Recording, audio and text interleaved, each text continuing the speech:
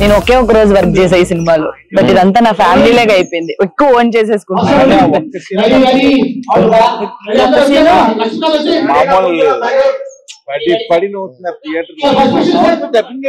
చెప్పాను sir, cinema flow కి ఆ సీన్ కి అసలు ఏమన్నా సింక్ ఉంటుందా? అలాంటి సీన్ నాకు తెలిసి ఏ సినిమాలో చేసుండ్రు. కానీ షూటింగ్ లో చాలా కష్టం అబ్బా. మేకింగ్ సినిమాలు చూసి ఈజీగా మనం అనేస్తాం గానీ అక్కడ ఆన్లైన్ ఎడిటింగ్ చేస్తాడు స్వామి. యా స్వామి, ఇక్కడ ఎలా ఉంటదంటే ఆ షార్ట్ ఇక్కడ వెంటనే రికార్డ్ మనం షూట్ చేయడం, ఇక్కడ ఎడిట్ చేయడం, ఆన్లైన్ ఎడిట్ ఇమీడియట్ అయిపోతుంటది. మా ఊరు దగ్గర ఇల్లూరు చుట్టాలు అనకాపల్లి రేపు వెళ్తున్నాను సార్ నేను. కోనరం దగ్గర ఏదో ల్యాండ్ ఉందంట చూడడానికి.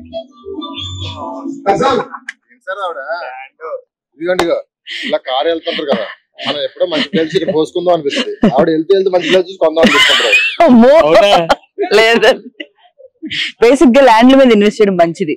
సో మజాక సినిమా హిట్ అయిన తర్వాత డబ్బులు వస్తాయి చూడండి, అందులో నేను ఒక రోజు చేసినందుకు కొంచెం అమౌంట్ ఇవ్వండి. ల్యాండ్ మీద ఇన్వెస్ట్ చేసుకుంటా.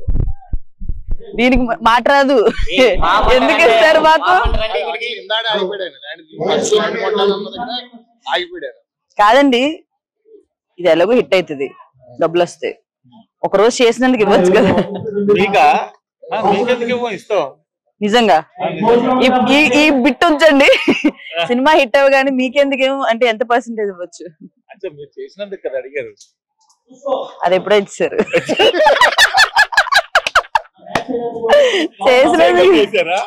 లేదు, చేసాక ఇచ్చారులేండి. ముందెందుకు ఇస్తారు నాకు? నేనేమన్నా సూపర్ స్టార్ నా? స్టూడియోలో కూర్చుంది సార్, పేమెంట్ ఇంకా పడలేదండి. వేసామమ్మా డిపాజిట్ అవ్వలేదంటే ఇలా ఫోన్ పట్టు కూర్చుంది. క్రెడిట్ అనగానే రెడీ. మర్చిపోయా, డబ్బింగ్ అమౌంట్ ఇవ్వలేదండి. డబ్బింగ్ కి కార్ లో వచ్చింది, కార్ కన్వీన్స్ ఇవ్వలేదు. కానీ డబ్బింగ్ చెప్పినప్పుడు కూడా ఎంజాయ్ చేసేది తెలుసా నేను సీన్ ని. మామూలుగా షూట్ లో మనం అందరూ ఉంటారు కదా, ఫుల్ నవ్వుకుంటాం. నేను ఒక్కదాన్ని చెప్తూ అండ్ వీళ్ళిద్దరు కాంబినేషన్ మీకు తెలిసే ఉంటది. మామూలుగానే సినిమాలో ఫన్ ఉంటది, బట్ ఈ సినిమానే ఫన్ మొత్తం. సో ఇంకెలా ఉంటదో. సీట్లు వేస్తాయండి, చూసారా? సీట్లు వేస్తే డైలాగ్ చెప్పడానికి కూడా లేగట్లేదు సార్. ఇంత పెద్ద మూమెంట్ కానీ ఈయన చేసిన మూమెంట్స్ ని మనం ఒక మాస్టర్ వాడుకోవాలి. ఎందుకంటే ఇటు కాలు ఊపడం అనేది, ఇలా అనేది, ఇది ఒక స్టెప్. నిజంగా ఇవన్నీ ఈజీగా రావు, ఓన్లీ త్రినాథ్ గారికి మాత్రమే వస్తాయి. మీ స్పీచ్లు అలా ఇస్తారు? ఎలా ప్రిపేర్ అవుతారా? ముందే ప్రిపేర్ అవ్వచ్చు కదా.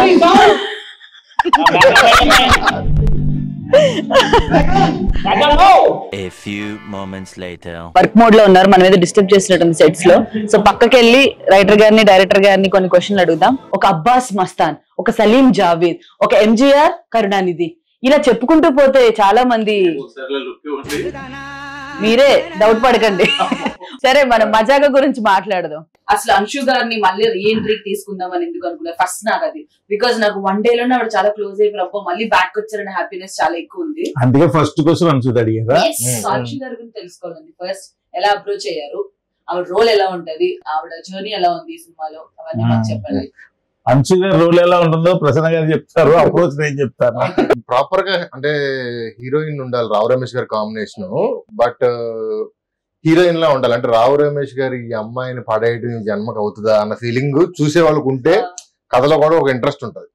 సో అలాంటివి ఉండాలి. ప్లస్ ఇప్పుడు రెగ్యులర్ గా కాకుండా ఫ్రెష్ గా, అంటే బ్రీజీగా ఉండాలి. సినిమా అంతా ఒకలా ఉన్న వాళ్ళిద్దరిది ఫ్రెష్ గా, ఐడియానే ఫ్రెష్ గా ఉన్నప్పుడు అది బ్రీజీగా ఉండాలని అనుకుంటుండగా సడన్ గా ఈవిడ కనిపించారు. అది ఎలా కనిపించారు ఏంటి ఆయన చెప్తారు, కానీ కనిపించారు. యాక్చువల్ గా ఏంటంటే మేము ఏమనుకున్నాం అంటే, ఒకసారి పాతప్పుడు సూపర్ పాపులారిటీ ఉన్న హీరోయిన్లు ఉన్న వాళ్ళు మళ్ళీ చాలా నాలుగు తర్వాత చేయకుండా ఉంటారు కదా, అలాంటి వాళ్ళు ఎవరున్నారని లిస్ట్ అవుట్ చేస్తాం. లిస్ట్ అవుట్ చేస్తే ఈమె పేరు, ఈమె ఎక్కడుంటారో తెలీదు, ఏం తెలీదు. సో ఎక్కడుంటారో ఏంటో తెలీదు. సరే ఒకసారి ఈమెను కనుక్కుందాం. ఎందుకంటే మన్మధుడు సినిమాలో బాగా ఫేమస్ కదా. పాడ్కాస్ట్ లో సడన్ గా ఒక పాడ్కాస్ట్ లో కనపడిందండి. అలా రాత్రి కూడా ఇలా చూస్తుంటే లేచి ఉలిక్కి కూడా లేచా నేనైతే. అసలు ఈవిడ మర్చిపోయాం. మేము అంజలా జవేరి, సోనాలి బెంద్రే ఆ యాంగిల్ లో తిరుగుతున్నాం మేము. అప్పుడు కనిపించింది ఎక్కడున్నారు, లండన్ లోనే మొత్తం మీద వెళ్ళా ఫోన్ తీసుకున్నా.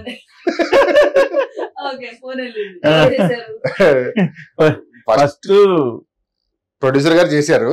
మాట్లాడిన తర్వాత వీడియో కాల్ లో కూర్చోబెట్టి కథ చెప్పాం. ఆవిడ కథ చెప్తున్నప్పుడు సగం కథ అయిన తర్వాత ఉండి చేతులు వెళ్ళాలంటుంది, ఉండి చేతులు వెళ్ళాలంటుంది. ఈవిడేంటి కింద ఎవడుకొని నొట్టేస్తుంది కథ ఎక్కడ ఏంటి అర్థం అవ్వట్లేదు నాకు. కాసేపు అయ్యాక చెప్పింది ఏంటంటే ముందు అంటే కథ బాగుంది, మహా అయితే హాఫ్ అన్ అవర్ చెప్తారు, నాకు అంతకంటే ఏం చెప్తారన్న ఫీలింగ్ లో వెళ్ళి వాళ్ళ ఫ్యామిలీని ఎక్కడో పికప్ చేసుకోవాలి. వాళ్ళ కాలేజ్ లో ప్రిన్సిపల్ వాళ్ళకి చెప్పేసిందంట నేను రావట్లేదు, వాళ్ళని అక్కడ కూర్చోబెట్టని చేరలేదు, ఎంత టైం అవుతుందో కూడా నేను చెప్పలేదు.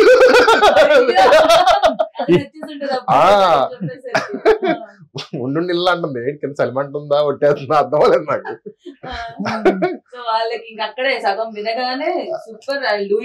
ఆవిడకి డెఫినెట్ గా అంటే ఈ తర్వాత ఎన్ని సినిమాలు చేసినా కూడా ఇది మాత్రం నిలబడిపోద్ది లైఫ్ టైం. వాళ్ళ పిల్లలకు గానీ నెక్స్ట్ జనరేషన్ కూడా ఆ సినిమా చేశానని చెప్పుకునే ఇంకోటి మళ్ళీ ఇన్ని సంవత్సరాల తర్వాత మళ్ళీ వచ్చి సినిమా చేసి ది బెస్ట్ ఫిల్మ్ తన మళ్ళీ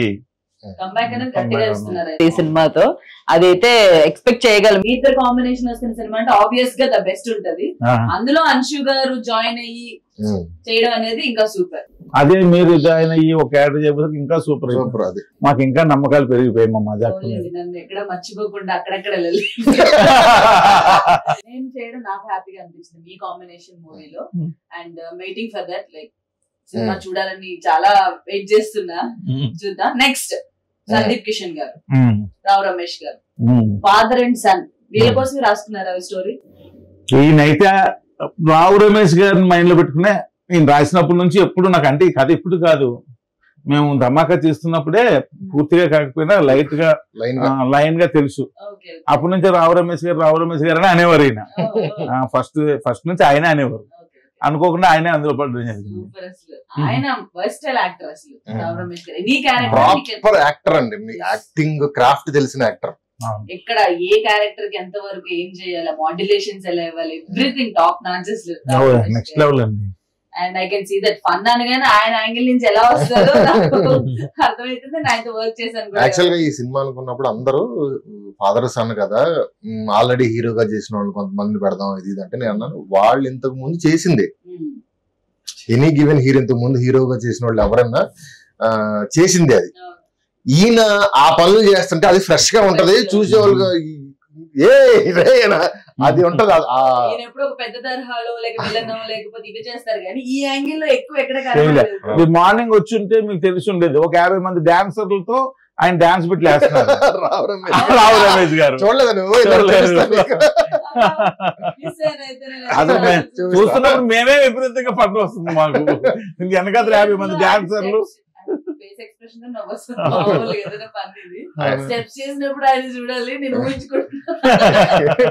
ఆయన స్టార్ట్ చేసి రావడం పక్కన కుర్చీ చేసి కూర్చుని సార్ మిగతా అన్ని సినిమాల్లో నా కొడుకుని ఏమేం చేయొద్దని అవన్నీ చేస్తున్నారు సార్.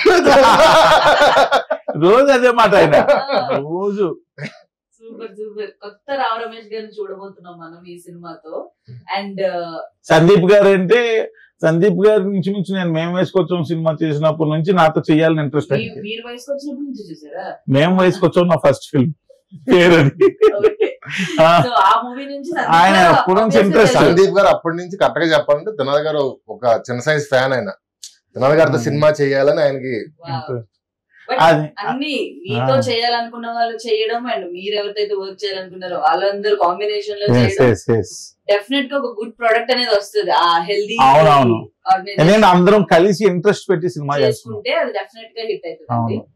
పాజిటివిటీ అనేది కనిపిస్తుంది ప్రతి దీంట్లో కూడా. అలానే అనిపిస్తుంది నాకు కూడా. సో నెక్స్ట్ రీతు గారు. రీతు ఏంటంటే ఈ సినిమాలో 2 ఇంపార్టెంట్ క్యారెక్టర్స్ అంటే లేడీ క్యారెక్టర్స్ అంశు గారు, రీతు గారు. వీళ్ళిద్దరి మధ్య ఒక భయంకరమైన వార్ జరుగుతూ ఉంటది. సో వార్ అంటేనే ఇద్దరు సరి అయిన కింగ్ లో లేకపోతే సరి అయిన ప్రిన్సెస్ లో ఉండాలిగా. సో అలాంటి ఫైట్ చేసే ఇది ఉండే అమ్మాయి ఎవరిలో కనిపిస్తుంది, చాలా ఇన్నోసెన్స్ అది ఉండొద్దు ఇలా ఇలా అనుకుంటున్నప్పుడు రీతు యాటిట్యూడ్ బాగా చేస్తుంది, బాగా యాటిట్యూడ్ అరగెన్స్ పెళ్లి చూపుల్లో గానీ వాటిల్లో గానీ ఎవరిని ఎక్కడ పెట్టాలి అక్కడ పెట్టే పనులు బాగా చేస్తుంది.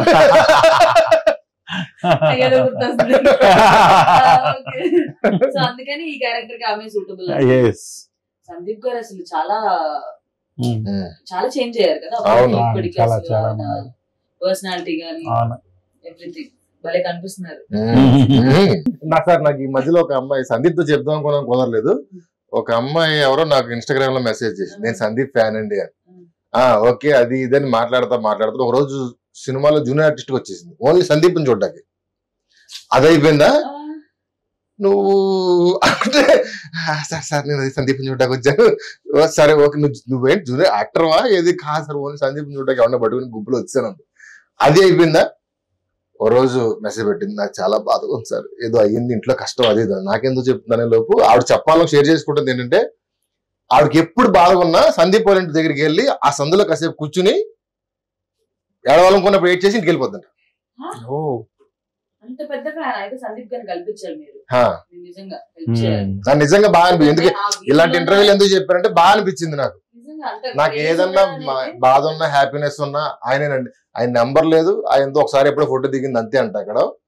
బట్ ఏదున్నా బాధ ఉన్నా ఏదొచ్చినా ఇంటికి వెళ్ళి ఇంటి బయటకు కూర్చుంటదండి.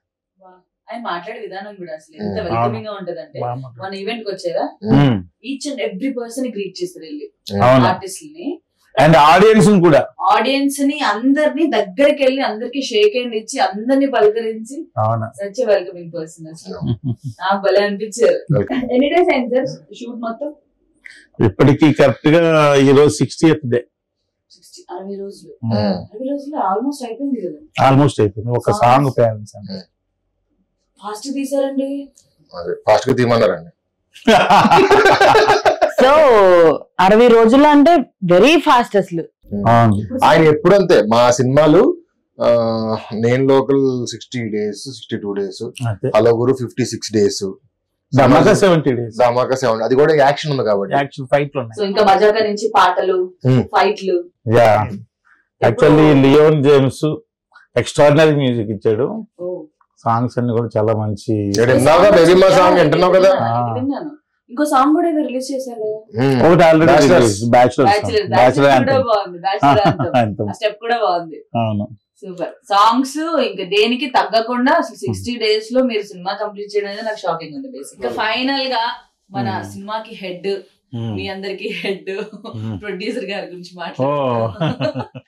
సో ప్రొడ్యూసర్ గారు మీకు స్టోరీ చెప్పగానే ఇమీడియట్ గా ఓకే అన్నారా లేకపోతే ఏంటి ఎలా? కొంచెం టైం తీసుకున్నాడు నవ్వడానికి, తర్వాత ఓకే చెప్పాడు. ఆయన చాలా ఇష్టపడి చేస్తున్నాడు సినిమా మాత్రం చాలా ఇష్టపడి చేస్తున్నారు. So nice. ఈ సినిమాని తీసుకొచ్చి మౌంట్ చేయడానికి ఆయన నన్ను, త్రినాథ్ గారిని, సందీప్ గారిని అందరినీ తీసుకొచ్చి అంత అంటే ఇద్దరు ఫాదర్ అండ్ సన్ చేసేటప్పుడు ఇతనికంటే అతను పెద్ద ఉండాలి, అతనికంటే ఇతను, ఇవన్నీ లెక్కలు ఉంటాయి. అది మనం వద్దనుకున్నా ఉంటాయి, లెక్కలు క్యాలిక్యులేట్ చేసుకుంటారు. But to make this happen ఆయన మాత్రం ఈ సినిమా చెయ్యాలి, నా బ్యానర్లో చేయాలి, సమాజ వర్గం తర్వాత నాకు అంత పేరు గౌరవం, ఆ పేరు గౌరవం ఈ సినిమా కథతో వస్తుందని ఆయన నమ్మాడు. దాన్ని అందరిని తీసుకొచ్చి ఒంటి చేతితో పోరాటం చేసి తీసుకొచ్చి ఎక్కించాడు. నేనైతే ఈగర్లీ వెయిటింగ్. ఆడియన్స్ కూడా టీజర్ కూడా అదిరిపోయితే సినిమాకి ఏమేమి ఫన్ కావాలి, ఎక్కడెక్కడ ఏం క్రియేట్ చేయాలనే దాంట్లో బాగా వర్క్ చేసి క్రియేట్ చేసుకున్నారు. థ్యాంక్ గాడ్ ఆడియన్స్ మరొక ఎంటర్టైనింగ్ హిట్ అనేది వచ్చేస్తుంది. సో సినిమా అయితే థియేటర్స్ లోనే చూడండి. February 26th కి శివరాత్రి స్పెషల్ గా వచ్చేస్తుంది. ఫుల్ ఆన్ ఎంటర్టైన్మెంట్ తప్పకుండా చూడండి. Only on theatres.